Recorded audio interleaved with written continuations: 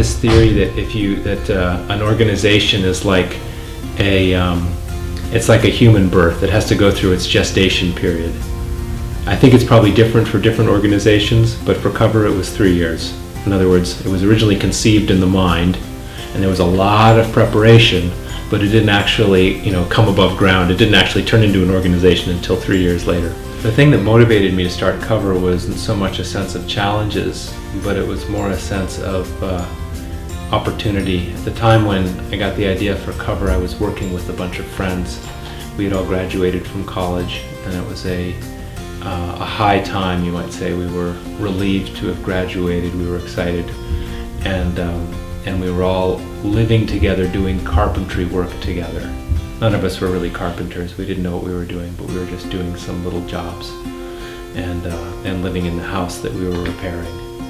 So we had a good time that summer, and I think it was really on the basis of that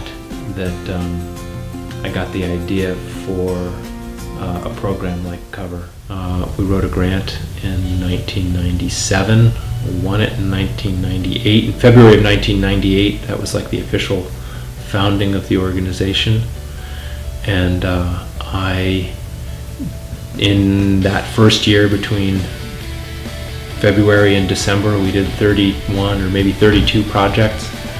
Some of them were pretty small. It was pretty ragtag. And then at the end of 98, I was going to say in the February of 1999, Nancy graduated from Dartmouth, and she started work as the kind of co-lead of the organization along with me. I'm Nancy Bloomfield. I graduated in the class of 1999 from Dartmouth, and I was one of the founders of Cover.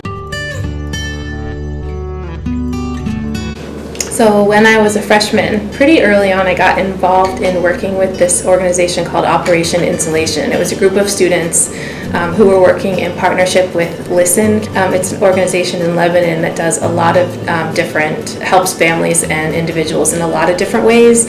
And one group of people they were working with and looking for more help for were people who were living in drafty homes. So their energy bills were too high for them to afford. They were cold and uncomfortable, maybe not even safe, or their pipes were freezing. And so Listen had paired up with some Dartmouth student volunteers who were interested in going out and doing some weatherization, so insulation, caulking around windows, helping to seal around doors. And when I was in high school, I had done some volunteer home repair project, mostly just a summer work camp, and I loved doing it. I like being active and working with my hands, and so that was a project that really excited me. So I got involved with that.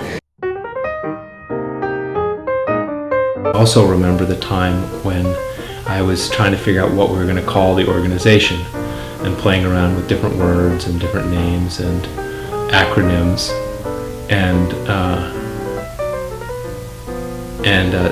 sooner or later, it was late at night, and sooner or later it was like Corps of Volunteers Affecting Repair, Cover. Okay, well, Cover goes along with roof, and that works, and it kind of works, so and as soon as I thought of it, I was like, yeah, that's going to be good. We'll go with that. That's going to be fine. Hi, I'm Denise Johnson. I'm one of the owners of the Roberts House, which is the house that Cover moved from Hanover to White River. And my family and I were both received early services when Cover was just in its infancy, and a couple of my older boys were volunteers on a regular basis back in the early days. So we've been around Cover pretty much since the early years.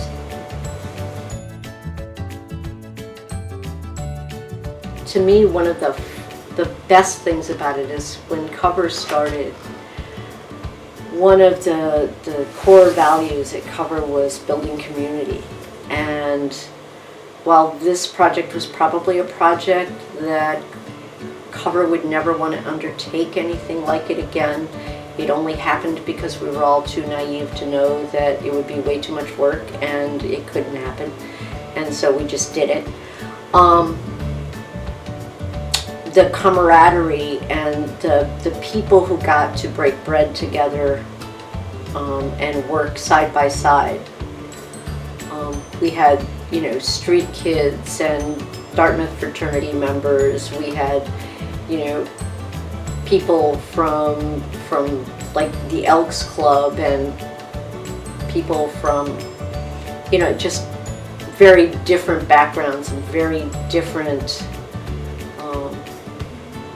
philosophies on life, all come wrapped around a single goal.